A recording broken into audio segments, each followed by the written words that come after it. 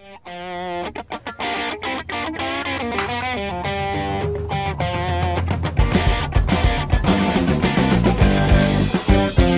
everybody, welcome to your Thursday edition of the TraderMerlin Show. A wild, bullish day out there for anybody who's holding on long. Getting that nice little pop before the Easter market rally or Easter closes. I had a change of heart. I was actually going to do a show yesterday, and my dad is actually arriving tonight from Northern California, and he's going to be here for the weekend. So you know what? I'm not going to do a show tomorrow. If I was getting paid big bucks, I would do the show, but since I'm doing it for free, I'm taking tomorrow off, so just want to let everybody know, no show tomorrow, but I will be back on set on Monday. All right, yes, for those of you checking out that burrito code, if you go to Chipotle, they are giving away Bitcoin today. If you can guess the code for the burrito, I struck out on all 10 of my combos. All right, we're going to switch focus. Yesterday, we talked about mining cryptocurrencies, which, of course, I found to be a very interesting topic. Today, we're going to go to something a little bit more traditional, conventional, talk about the long-term aspects of things. As you saw, we've seen these markets rip to all-time highs for many of the major market indexes, which begs the question, are you trading for the long haul? Joining me from the East Coast today, we've got Mr. Justin Krebs joining us. Justin, good to have you back with us, my friend. Hey, Merlin, how you doing, man? Fantastic. Looking good, buddy. Your hair's growing back. No, that means I got to shave, so. Nice. Hey, man, well, good to have you back with us. It's been quite some time. How you been? I've been great. Having a baby on Sunday. So, my wife is having a baby. Right. So, yeah. You're there for moral support. Yeah, I'm there to coach. Yep. You know? Push. All right. Do it better. Harder. Yeah. Good. Well, I guess it's very fitting since you have several children now to talk about the long haul. The topic du jour was trading for the long haul, which I thought would be kind of a nice transition. Of course, you do a lot of, I'll say, consulting and run a business with the longer side of things in mind when you look at the proactiveinvestor.com. So tell me a little bit about the long-term perspective and kind of where it fits into where we are today. I mean, it's always been. When I first got involved with trading, obviously it was just for the short-term income. So, just learning forex and futures was kind of the deal. But as you start to accumulate, obviously you start to invest more on the longer term. And as you get older, have kids, you start to think of the longer term. So, really, looking at the longer term is much, I think, just like looking at the short term. It's just you're looking at longer time spans and stuff of that nature. So. Really, when you look at that big picture, I hate to say this, but fundamentals do come in a little bit into play on the long term. Fundamentals? Oh. The dreaded fundamental word.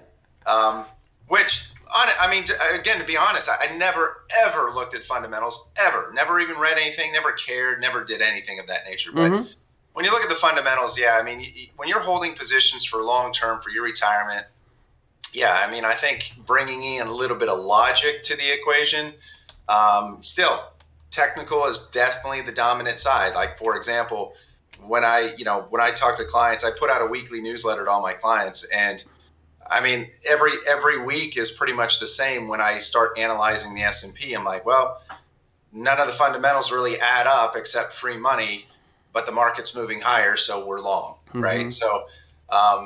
But I do think that's going to come into. I think that's got to come to a halt sooner or later. Am I going to be the one to try to call the top? No. For me, managing money, I'm waiting for basically the trend to break. If the trend breaks, then we're going to start piling in more on the short side.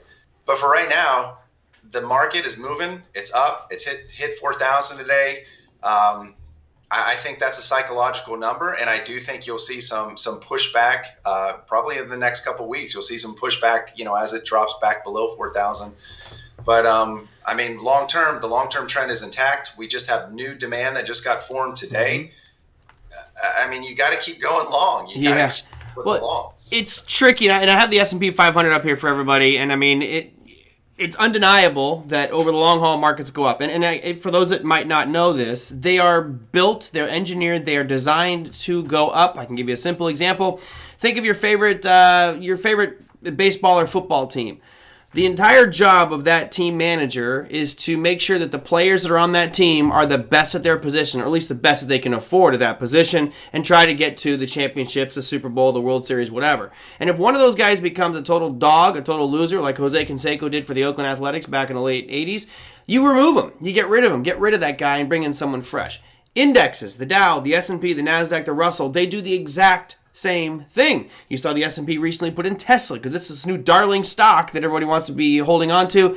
They put that into the Dow and they dropped something that may not have been as representative of the current market conditions. So markets are built to go up over time, and I think that this chart proves it. This is the S&P 500 going back to, well, at least 2009. We can go back further than this if I look at the cash index. Here's let's look at the NASDAQ 100. Right, you have the similar picture.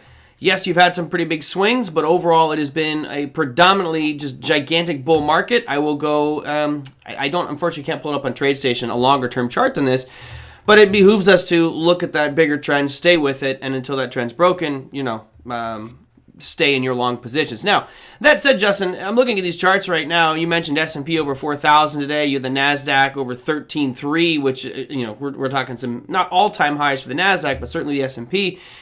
If someone's looking at this market right now thinking, hey, you know what, I want to get into it, I am thinking long haul, is there a caution sign for buying in at a market that's at all-time highs? Yeah, don't buy in at all-time highs. Buy when it pulls back. Okay. That's the logic. I mean, you can't, you want to be with the market, but, for example, bring it on. I just brought on basically a new client this week. And the first thing I told them was, look, I got your money, but we're not going to put it into the market right now because it's at a peak. And I want to wait till we pull back. So pulling back to on the future side, right around that 3,900 to the 3,950 area. That's where we're going to put it back in because, again, that's where there's a little bit of demand. There's some support there.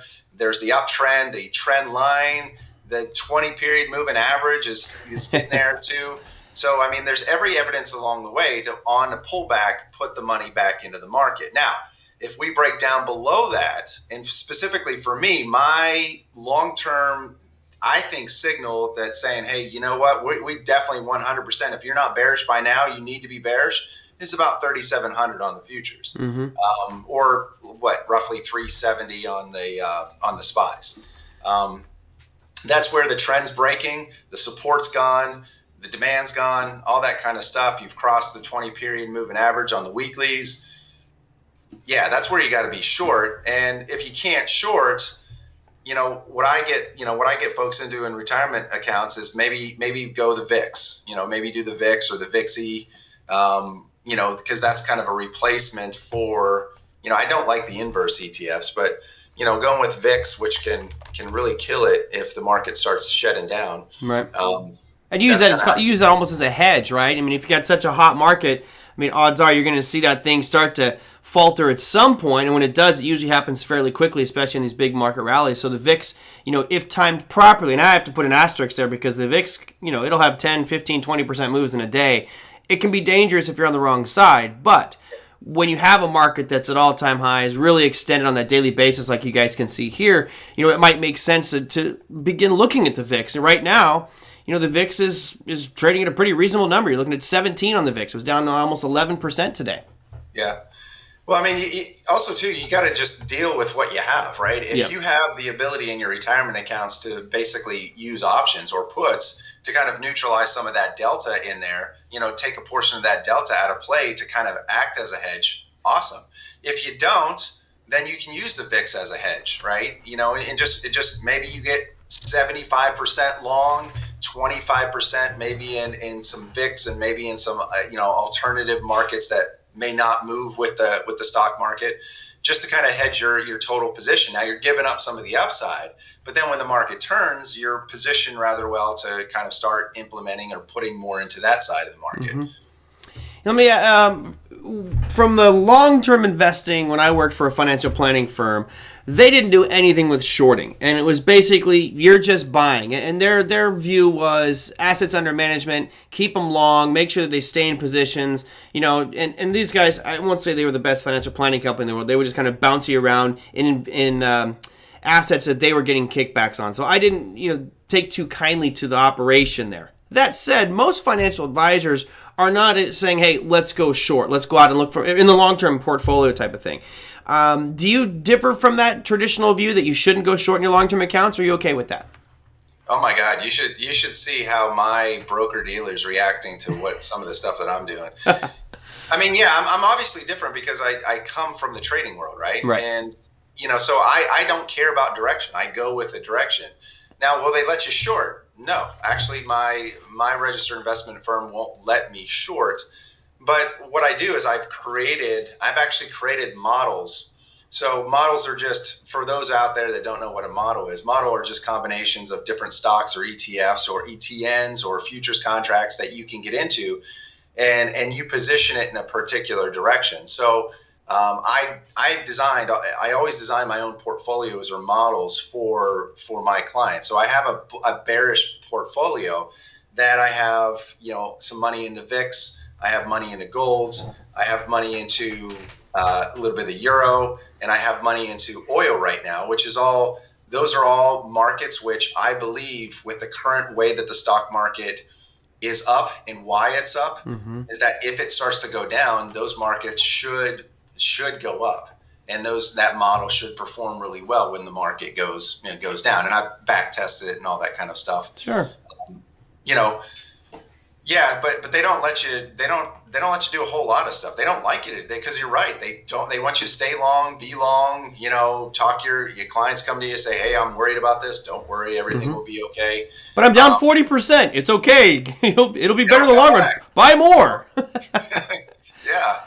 So it's interesting. People believe in that. People believe in that whole, "Hey, I'm down. Let's just stick with it." I don't get it. But, Well, I get it to a point. I mean, if you're in solid, good companies over time, most likely they're going to come back. But as the old phrase goes, the markets can remain irrational longer than you can remain solvent. And, I just did a video for some self-paced content I'm building where it's talking about adding to losing positions. And if you're adding to a losing position, I would say if it's in the zone that you're looking to trade at, that's fine. But if it goes past your stop loss, you have to get out. You got to put those lines in the sand. And you're right. I've seen people where it drops 10%, they buy more. It drops 20%, they double up. It drops 30%, they quadruple up. And next thing you know, they're snowballing the wrong way. And all of a sudden, if it drops a little bit more, you're now so big of a position, you'll get margined out like that, and all of a sudden you blew your account. And it's like the worst thing that you can do. But we have been trained to dollar cost average over time because essentially that's what our 401ks are, right? Dollar cost averaging over time. Yeah.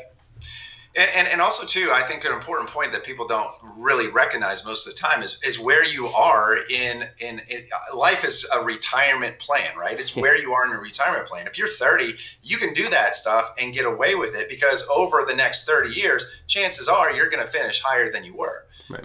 You're 60, you're now in that danger zone. And if you take a 30, 40, 50% hit, statistically speaking, you're not recovering from that in retirement because now in retirement, you're now pulling from your pot. And if the pot's down already and you're pulling from that pot, you're just making that pot smaller, not bigger. You're not contributing to it anymore. You're distributing from it. So being mindful of that, I think, is a very key opportunity. You got to adjust somewhere around your 50, 55 age. You've got to adjust your thinking to, I'm no longer necessarily in the accumulation phase. I got to start thinking about how I distribute this money. Because 10 years from now, I won't have a stream of income feeding this money. I won't have that luxury. The income's going to come from the retirement. And it's that plan that you've got to have in place for where you are in life. I saw an interesting article. I wish I could reference it and bring it up for the viewers right now. But it was talking about how market timing doesn't work and you shouldn't do that. You should just stay along the markets. And I'm going to prove to you guys why that is not true. To Justin's point, he was talking about, if you're 60 years old and all of a sudden markets take a big dump and you're left holding the bag, you could find yourself in a position where you no longer have the funds to support your lifestyle, your needs. So check this out. This is going back to 2000, call it year 2000, right? You'll see that market had a pretty significant drop. For those that may not remember these numbers, I'll put them on there for you. But you really fell to the tune of about 50%, right?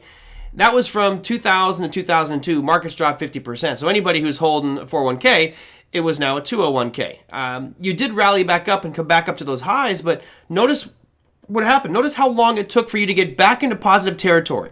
If you were holding in 2000 and said, it'll come back, it took until April of 2013.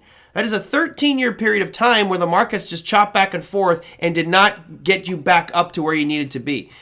that is the problem I have with people who say you can't, market timing doesn't work, you shouldn't do it. I completely disagree. I think you put in, broad measures to say I'm getting in or getting out at a certain point, but you got to be able to pull the trigger and get out of a bad losing market or stay in a strong winning one like right now.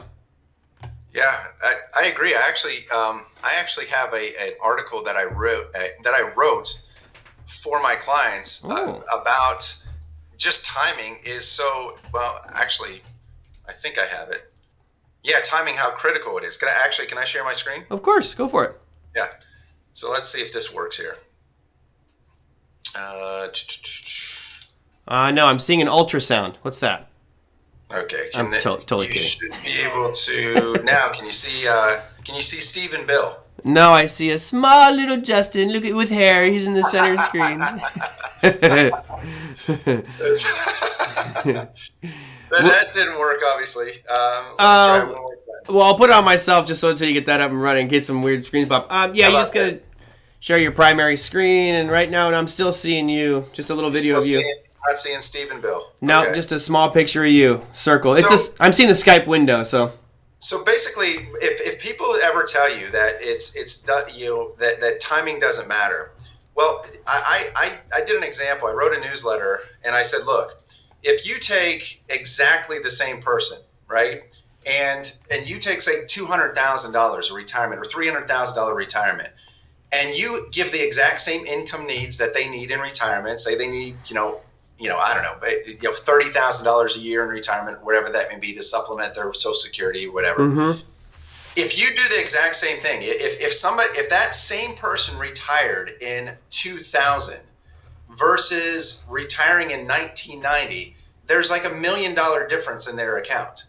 Because when they retired in 2000, all they had was 3 years straight of losses, and then they recovered a little bit. Then they had another couple year of losses, and then it went up. And even though it went up over that span of 10, 20 years, they still ended up with $1 million less than the person that retired in 1990. Because what happened in 1990? When 1990 hit, boom, boom, boom, boom, boom, boom, they just kept going up and up and up and up. Yep. So try sharing it one more time, because I think I may have figured it out. Okay, let me try. Because I think the graphic would really help here. Yeah, and it's funny because those that know that when I did Power Trading Radio, we used to have this guy, Unscammable, and this guy came on and he would do nothing but heckle me and continue to tell me that he's only going to buy, he's only going to go long, he'll never ever get out of his positions, blah blah blah. It's weird. It's showing up on a different screen. Let's see if I can. It's still not showing? It's weird. It was, but it's in a small window that for some reason is, I don't get it. I don't know. All right, well, we tried. We tried, yep. I tell you what, if anybody actually wants to see that newsletter, just give my email address. It's just justin@theproactiveinvestor.com. I'll send you just as a good read. It's if you're seriously like you're 50, 55, somewhere in that area, 60, you're getting ready for retirement, you need to read about how the sequence of returns or the order of returns can consider that's all timing, right? Yeah. So it's a big deal. 1 second, I'm trying to put that all up on the screen here. It's a little bit the beauty of trying to do this graphic changes live, guys. So there's the address. Unfortunately, it's a little too big. So let me see if I can move this around. We'll put it up at the top. How about that? There you go. I'll put the address up at the top so you guys can now see. Justin@theproactiveinvestor.com. If you wanted to get a copy of that one, I'd encourage it. I've worked with Justin on content before. He puts out some great stuff. Although I have to say I'm a little bit envious because I'm not privy to the newsletter. I didn't get the newsletter. You gotta let me know. I can tout your newsletter for you. I can send it to you. It's just a client newsletter. I just send my thoughts every week and stuff like that. So I can send it to you. Absolutely. Cool. Looking forward to it. Now, from that same vein here, what would you caution people on right now? And obviously, it's buying the dips. I think you were fairly clear on saying that there are some specific lines in the sand right around 3,700, which I agree on the S&P. That might be one where it's not saying you just go all in short, but it might be something where you right away go and look for hedging, some protection against your portfolio, just in case it does have a correction, which I think most people would agree at this point. There's a big correction coming, but we just don't know when it's going to happen. So any cautionary note about this market other than buying those pullbacks? Coming from the whole supply and demand concepts and everything of that nature, really at this point, you got to trust the trend. Always be with that trend in this particular case. Now, I always look at, I know the voodoo stuff that we never talk about, indicators. I never use indicators for day trading, but for long-term investing, I think it's really helpful when you're looking at a monthly, weekly chart. If you pull up a momentum indicator, I specifically use the RSI. When I see divergence or if I see any kind of overbought, because think about it on a monthly, weekly, they usually don't, and especially the RSI doesn't usually get overbought or oversold that often. But when it does, and you can combine that with the trend line, the support resistance, the supply and demand, and where all that stuff is, those are huge signals that, if you just look at the S&P and then go on a weekly chart and look at the RSI, you do see consistent drops after it gets like a negative divergence situation. So I think go with that trend. If you get signals that you are overbought on weekly, monthly type of momentum indicators, if you see, again, just look at the candlesticks. Look at how price is trading. If it's weekly coming up, and you've got an overbought signal, or if you've got divergence, or if you start breaking some key support lines, don't keep piling into the long side. You need to at least stop buying and consider now on the short side, or consider things that are going to make money if the market drops and falls. Yeah, and I'm looking at it right now with the S&P on the weekly, and you guys can see that there is a bearish divergence going on right now with the RSI and the weekly of the S&P. And basically what that means is you notice that the chart of the S&P is making higher highs, but the RSI, it's actually making lower highs, but it's barely lower. If it was real strong, then you'd see the RSI making a higher high, but it's not, which is implying internal weakness of the index itself. Hard to say it's implying weakness when you've had a up 1% week and a huge week last week as well, and all-time highs. But these indicators are designed sometimes to show you things you may not be paying close attention to, and I don't think that this is the shot across the bow saying, hey, get out and run to the hills. But there is that element of it's starting to weaken a little bit. I'm just maybe going to be a little more cautious. Maybe I'm not going to add to my position right now. I'll wait maybe for the pullbacks to buy and then reevaluate if I'm seeing more of a divergence with RSI or whatever indicator I'm using. So I, like you, Justin, I actually am a fan of indicators. Like my viewer Pepe here says, indicators for day traders are useful if you know how to use them. I think all indicators can be useful if used the right way, but they should certainly be a second or third tier decision maker, not the one that makes the trade for you. That always makes me laugh. There's always somebody that's always going against what you have to say. Yeah. Indicators are useful secondary tools. Yeah. Bottom line. Yeah. Think of it like this. Think of like your tachometer, right? Probably the millennials in the crowd don't even know what the hell a tachometer is, but they don't. A tachometer, measures the RPMs of your engine, and you hear it rev. And for those of us who grew up in the 80s and 90s, we remember the Castro GTX commercials where it's a rum. Well, that's the tachometer. And to be honest, most of us who drive stick shift or even drive any vehicle, really, you don't listen to the RPMs anymore. You can kind of know what your engine's going to do or how you should shift based off the sound that the engine's making. But some people who don't know that sound yet look at the gauge to see if it's running at 5,000 RPM, 6,000 RPMs. And to me, it's the same thing. You can do pretty much the same analysis on price itself, which would be the engine. But if you need an indicator like the tachometer to tell you that's revving too high or it's overheating, those are all helpful things. But you drive long enough, you won't need to use those indicators anymore. That's really well said. That's something I also believe in as well. The bottom line is that the indicators are showing you what you already see on the price. It's just making it more convenient for you to see that. Right. Alpha Intelligence says, does Justin have a long-term play he wants to share? Is there something you're particularly bullish on? I love when the market. I think a surefire bet over the course of the next year or two is going to be volatility. I mean, if I was putting money on one which you don't, if I was putting money onto one individual market, I think volatility has got to go up. I think we're going to see that. I got, as far as a long-term play over the next 1 to 2 years. Yeah, but I mean, I like that. I agree with you. I think the VIX is definitely one of those ones that you're going to see much more movement out of it. And I'll bring up the VIX here just so you guys can see. I had it up here earlier. We are right now at a point that's very low. This is a monthly of the VIX. You notice we're coming back into these levels from 2013, 14, 15. We had that big spike in 2020, but all of a sudden it's really kind of flattened out and mellowed out. Here's the weekly. It's getting back to that point of complacency, and that complacency meaning that the buyers in the market just don't really care. They're just going to continue to buy and buy and buy. There's no worry in the world, when you get down that low on VIX. And all of a sudden you see a spike like what we saw in early 2020. I doubt we'll see one that extreme, going up to 80. But, could you see this VIX pop real quickly up to 40? Without a doubt. It could happen in a day the way these markets move in volatility. So I think you're right, Justin. I think volatility and playing the VIX is a probably a solid one going forward. It's just you don't really know which way to play it. I mean, if it gets too high, then yeah, maybe you short that VIX. If it gets too low, all right, it's time to buy it and play those ranges. So. Yeah. I mean, I think you're seeing some weakness in some very, very, very key stocks, like Apple and stuff of that nature, which I haven't seen Apple this week in a long time. But good. Get weak, Apple. But, I mean, that's the thing. I mean, you think about how prevalent Apple is in portfolios and models and stuff like that, and that's dragging things down right now.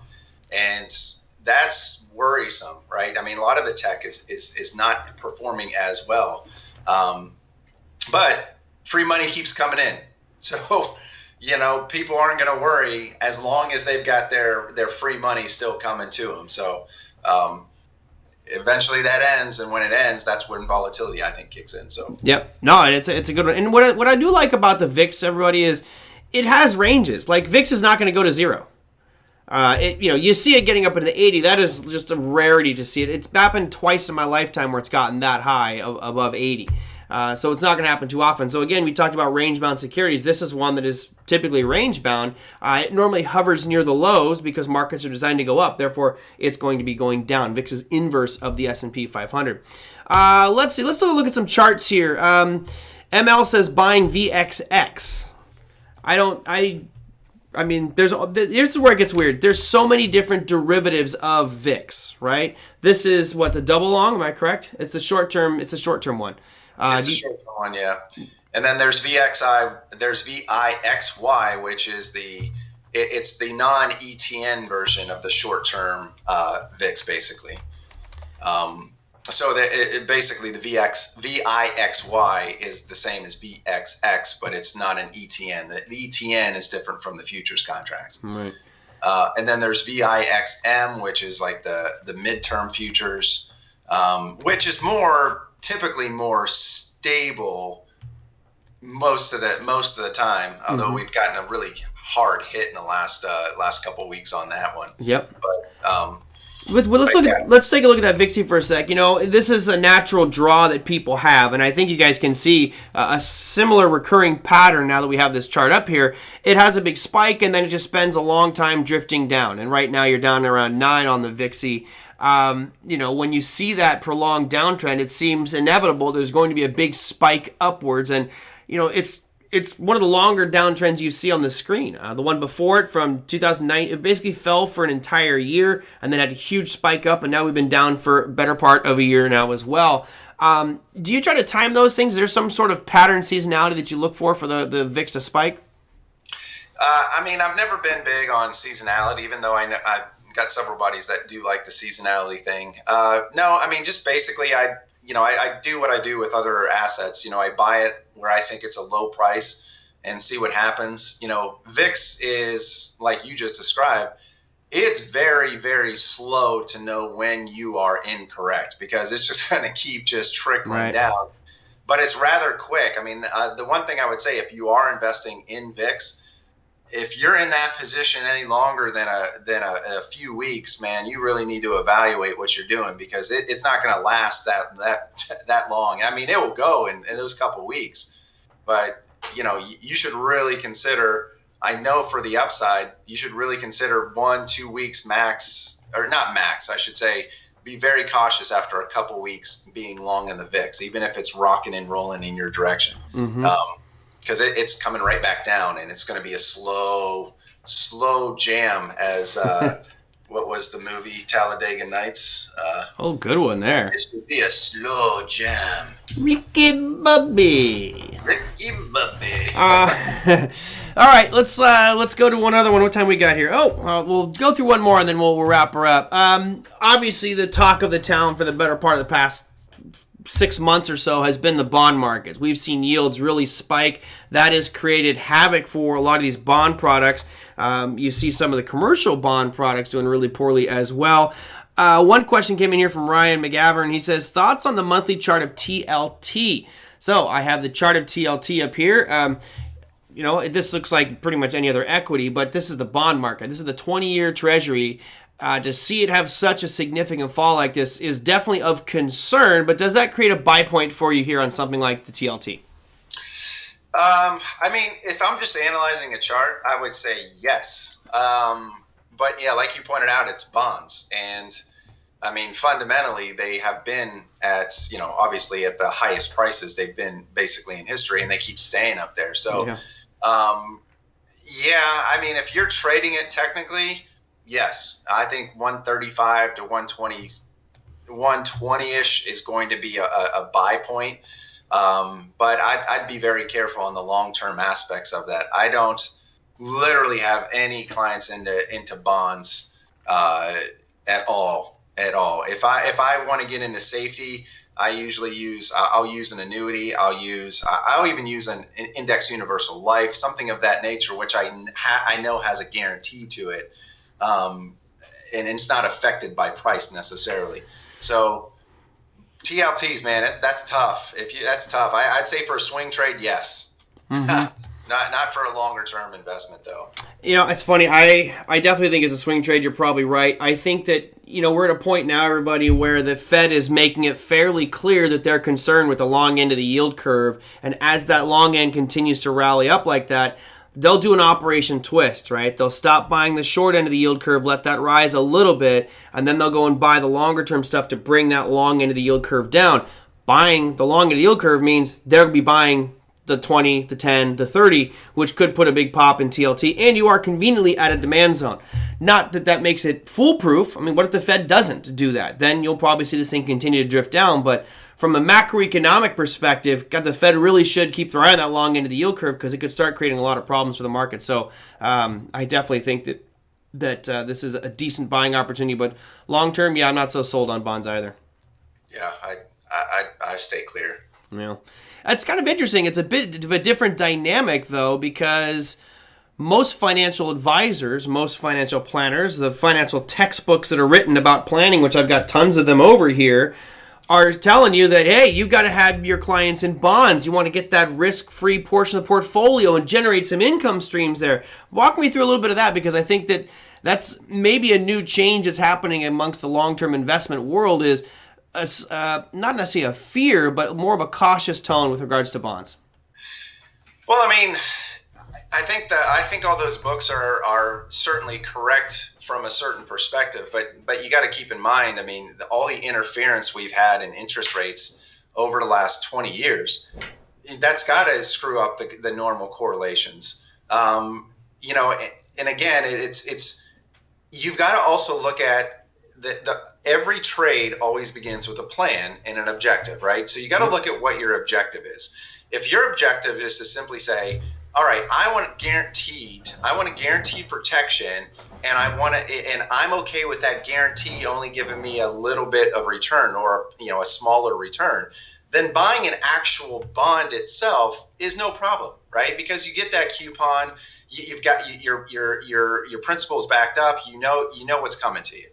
Now, if you get into the investment side, if you're playing mutual funds that are invested in bonds or ETFs, those aren't the benefit and the protection of bonds. Those are playing the price of the bonds. So now you're getting in more into the speculation of the bond side, of the bond prices, which are every bit no, I shouldn't say every bit. It for the most part are just as volatile as stocks and can be as volatile as stocks.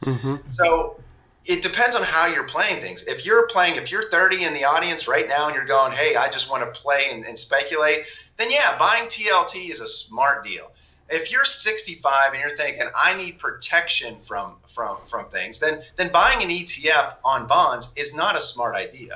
You've got to either buy the bonds themselves, or you're going to, you should be looking at other fixed income assets that are going to be just as secure, but offer you more opportunity in that way. So, yeah, I mean, I've given up. When I create my portfolios, I have bond alternatives. I mentioned this before. I use annuities, or I use basically index universal life as my protective things, because those products will grow with the market. They'll actually grow with the price of the market if it goes up, but they don't lose anything if it goes down. Where bonds, again, you play an ETF and interest rates rise and you're on the wrong side of that, well, good night, right? But buying the individual bonds is fine if you're a long-term investment, side of things. Yeah, and I think the important part with that is if you're buying these bond ETFs, then you're subject to dramatic swings in the ETF itself. If you're buying the physical bond, and let's say you buy a 10-year, and you're literally going to hold that for 10 years, then this really shouldn't be, it's a moot point. Because you bought that bond saying, I'm holding it for 10 years, I'll get my par value back when it expires, and am I okay getting whatever rate of return, 2%, 3%, whatever it's going to be, for the duration of that? And if that was okay in your initial calculations, then who cares? You're just going to stick with it. It doesn't matter. Could you buy a new one maybe in 2 or 3 years and get 5%? Yeah, you can, potentially, depending on how the bond market works. But the ETFs, where you get the real big swings and fluctuations because the buying and selling of those bonds, that makes it more dangerous. Exactly. I agree with you. All right, last one, because everybody here wants to know about this. It's been actually one of the hottest topics. Big Eb says, is Justin recommending Bitcoin for a portion of his client's portfolio? You got a thought on the crypto space? I've found that the folks that I've worked with so far haven't been 100% comfortable with Bitcoin. As an investment, I have no problem with it, but I think it fits a certain profile. Certainly, it's definitely more for my younger clients that I have. And again, it's going to be more speculative. But yeah, I don't have any problem with the Bitcoin side of things. It's just it's got to be right for that particular individual. Bottom line. So nice. All right. Well, hey man, thank you for coming on. I know it's been way too long. I feel like we should have had you on much more recently, but you gotta hit me up every now and again. I get too busy to forget to call you. No, I appreciate you having me on. I always enjoy our conversation, so I always enjoy being on. So. Cool, man. Well, hey, one last question here was asking about your services. Where was that question came through here? I mean, since you're here, may as well let everybody know what you're doing, because Justin, as you guys know, used to be one of the instructors and did tons of teaching, and now he went off to do his own thing. Pepe says, what services does he offer in his company? Just wondering.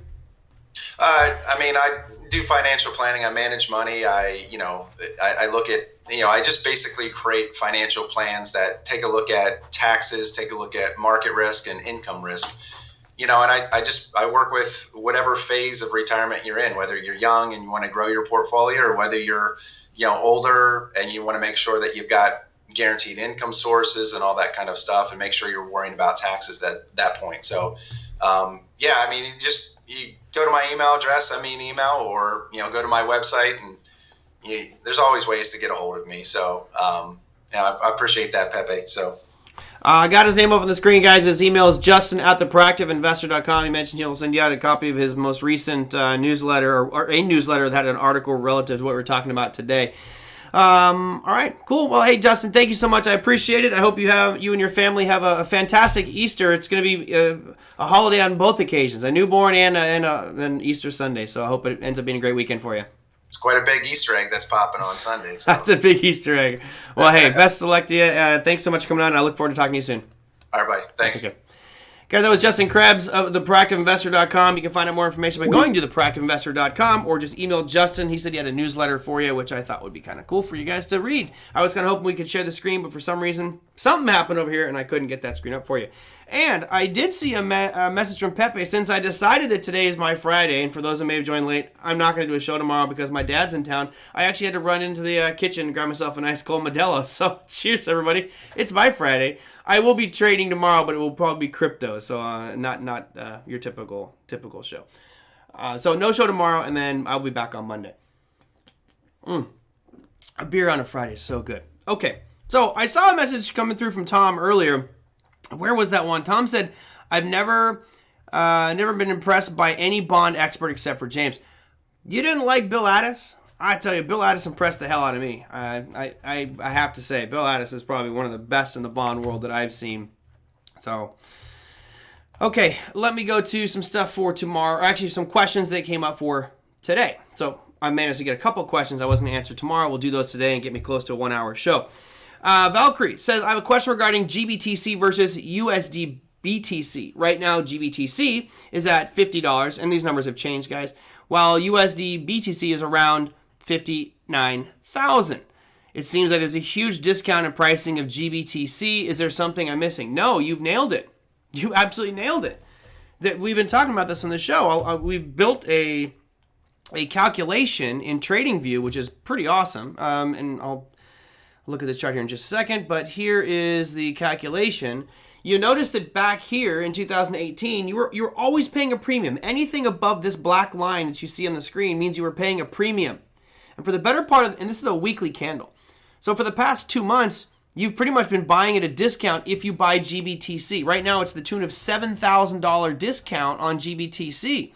And that has to do with, in my opinion, is the person who's running the fund or person who's trading the account, meaning putting the Bitcoin in GBTC, doesn't have a clue what they're doing. There's no way this thing should be this far off any day of the week. So something's wrong. They talked about bringing in somebody who is more of an ETF, because remember, this is not an ETF or an ETN. This is a trust. But they were talking about hiring an ETF manager to do better trading. And honestly, I could go in there and I could have this number pegged within $100 of that black line every single day of the week, regardless of inflows or outflows. There's no way that this number should be that big of a discrepancy. So this does actually create opportunities here. Yeah, I don't get that, right? Big Abby says, but GBTC has been stuck at a premium discount for a while. It was fluctuating and was good for day trading, not so much now. Yeah, you're right. But what's happened is now, I read an article where a lot of fund managers are now arbitraging this. They'll go and they'll sell Bitcoin and buy GBTC and try to capture that as those things get pressed back into normal. So to me, you are buying at a discount here, but I think that momentary arbitrage will disappear here soon as they get their act together. I just don't understand how you can have it that far off. They talked about stopping inflows into this fund. I'm not sure if they kicked that back off and started actually allowing trading again. Okay. Let's see. There was one other chart here. Gentleman asked me to draw some trend lines on TLT, and where was that one back here?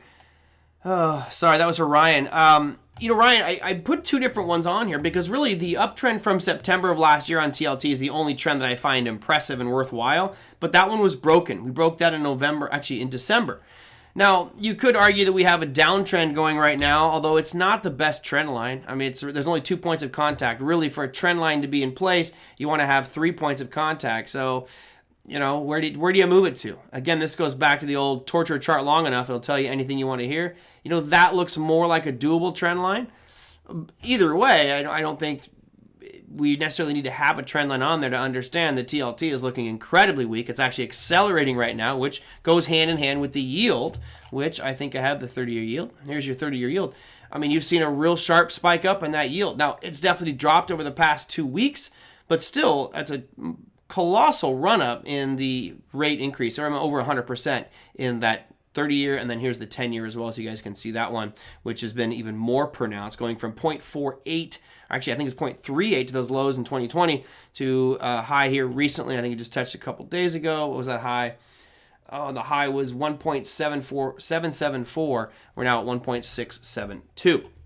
All right, what else did I have coming through here? Yes, I did like VIH last couple of days. VIH has done very well last couple of days. And this is partly, I believe, let me go back to a daily here. For those that don't know, VIH is the holding company, the SPAC, that is trying to do an acquisition of Backed, B-A-K-K-T, which is trying to be one of the bigger crypto exchanges. And Coinbase. Coinbase announcement is that their IPO will happen April 14th. So this obviously is big news, and it's going to create a lot of fanfare for this symbol right here. My guess is you'll probably see some nice moves up in VIH up until that point, and maybe even after they do their IPO, because the heat and interest that's going on in the crypto space. Now you'll have Coinbase publicly traded under the symbol COIN starting on the 14th. So you're talking, very, very soon you'll have a major publicly traded crypto exchange, and then back running right on the heels of that. So if Coinbase does well in its IPO and spike, you'll see this thing do very well. So yes, it was a good day. I'm still underwater on this one. Remember, my average price is 15, but I did buy some of those warrants. Now, that was another question. Let's go to here. One sec. Jerry says, is it a 2-point touch and third and not 3? Yes. So basically what trend lines, and this is of course just the typical textbook stuff, you can draw a line between any 2 points, right? The third point is supposed to be your confirmation. That's what they say. Excuse me. Does it have to have that third point for confirmation? Yeah, probably at some point it does, but that's what the textbooks will sell you or tell you. So that's what I was drawing it based off of, looking for multiple points, and the third point is the confirmation that trend line is in fact in place. All right, what does I have here? I had something on warrants. So this one, good question from Robert. And thank you, Robert. He doesn't get to watch this show live, but he listens to the podcast. I hope you made it all the way through to the end on the podcast. And again, thank you to all on iTunes who are downloading that podcast. I do appreciate it. Feel free to join our live show every day on YouTube as well, so you can see some of the graphics, because we don't have the video on iTunes. Robert says, I've heard you talk about warrants before, and this wasn't the first time I've heard of them, but after some further investigation, I might be interested in them myself. To that potential end, how do I purchase, trade them? Are they products that can be purchased through my broker's platform, example, TradeStation, Thinkorswim, etc.? Great question. Remember, an option is something that's written by a market maker or an institution, right? Normally, it's going to be a brokerage firm or market makers writing out the option. So if you buy an option, which gives you the right but not the obligation to buy something at a certain date or sell, depending on what the option is, that is an option. A warrant is like the exact same thing, but it's not issued by a market maker. It's issued by the company itself. So here, VIH is a publicly traded company. They issued warrants, and those warrants have a par value. I think in the case of VIH, they're $11.50, and there's an expiration date on those. And basically, you have up until that expiration date to exercise those options. So if you look at the chart of VIH, I'll bring it up here for you guys. Or VIHAW, excuse me. VIHAW. Veehaw! Just sounds fun to say it. Here's the daily of it, okay? You can see it was a great few days here. Unfortunately, I didn't get all that I wanted, but I still have some. And we'll disable RSI, and I'll go all the way back so you guys can see the whole history of it. This is the entire life of the VIH warrants, excuse me. Now, a lot of warrants are not publicly traded like this. They're going to be over the counter. You might have to talk to your broker to find them. There are websites out there that will give you a list of all the different warrants that are out there. I can show you that as well. VIHAW is a publicly traded one, so you can go and buy this. So remember, their strike price is $11.50. Right now, it's trading at $3.46. So the expectation here is that by the expiration of this warrant, which I'm not sure the date on, that's right, I might be able to pull it up here for you, but I can't remember off the top of my head. This means that you take $11.50 plus $3.46. You're looking at a rough value of about $15. Okay, well, you look at VIH, it's almost at 15. It's at 14 right now. So it's basically the premium you're paying for that warrant to have those shares for $11.50 at expiration. That is the basically how a warrant works, and they're issued by the company, not by a broker or a market maker. So let me show you. I think I actually had it up here. Oh, no, it's not there. I hope I didn't close it out. Bear with me one sec. I actually pulled up a site here that was really cool. Here's it is. You go stockmarketmba.com. This is a list of all the different warrants that are out there. I mean, there's thousands of them, guys. Some have almost no volume, some are incredibly active, but you can just kind of scroll through and find the ones that you want. Let's see if I can go VIH. So here you can see I typed in VIH and it brought up VIHAW. So there is your warrant, $11.50 exercise price. It was trading at $2.95 premium. Now it's already at $3.50. So I believe you can go in here and it might tell me the expiration of when these warrants expire. No, not sure.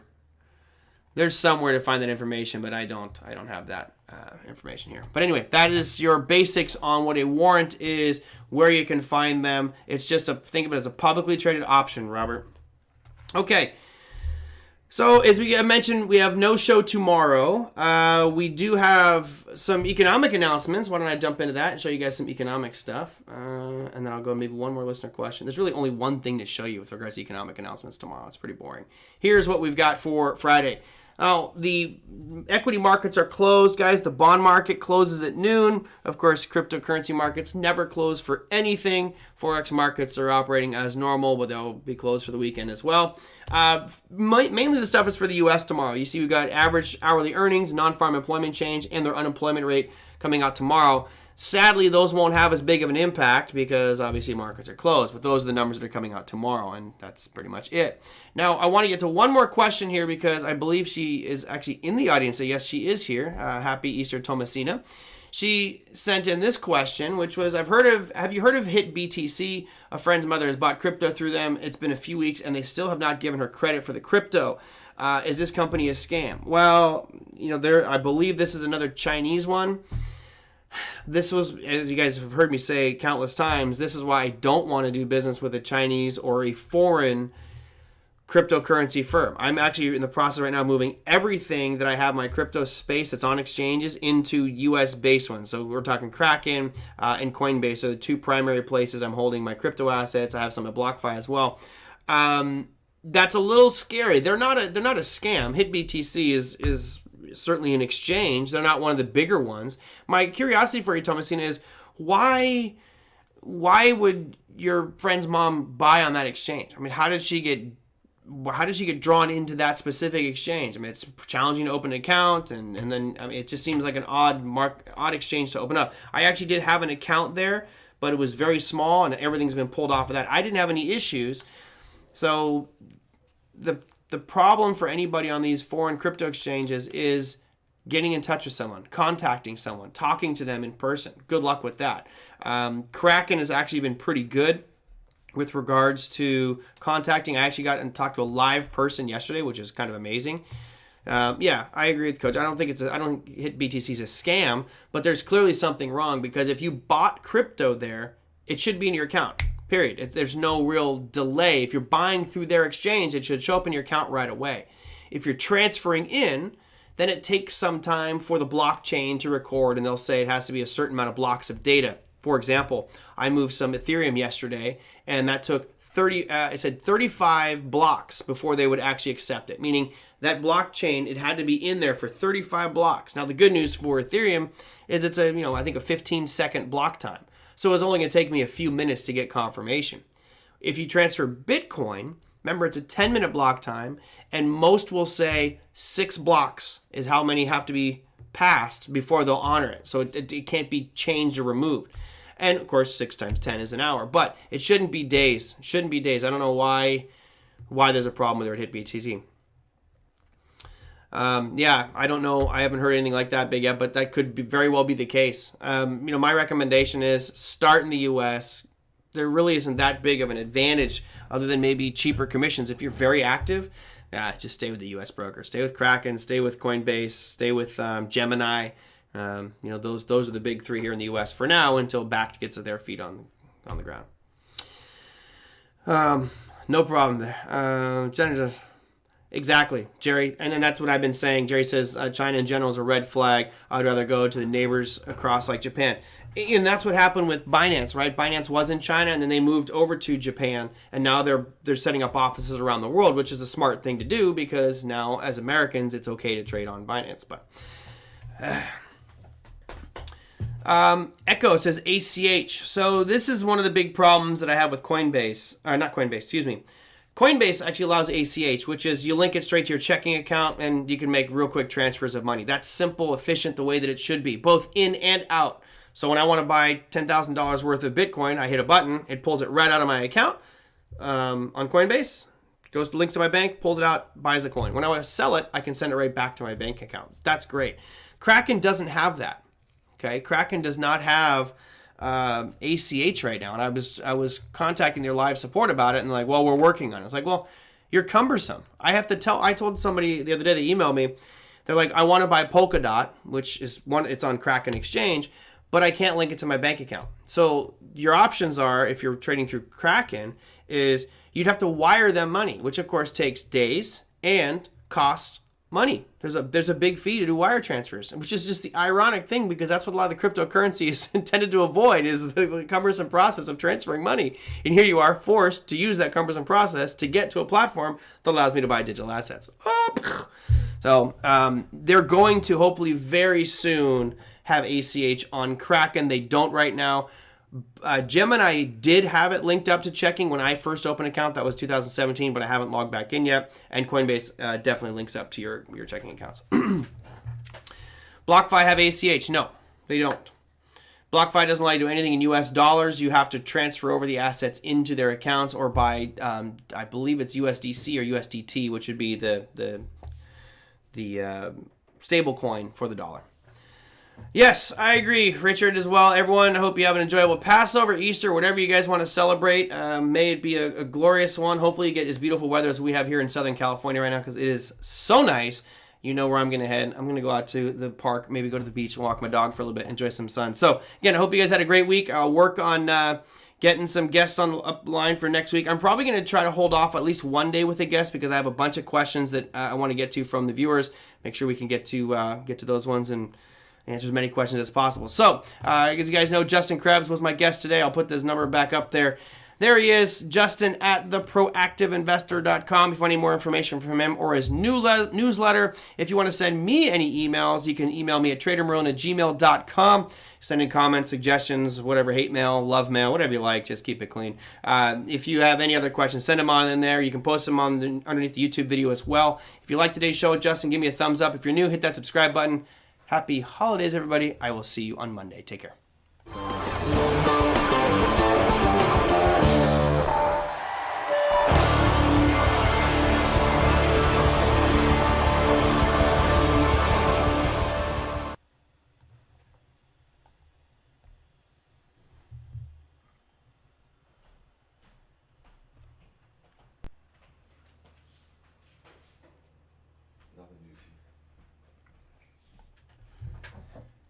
No worries. Sorry, I have to wait like 40 seconds.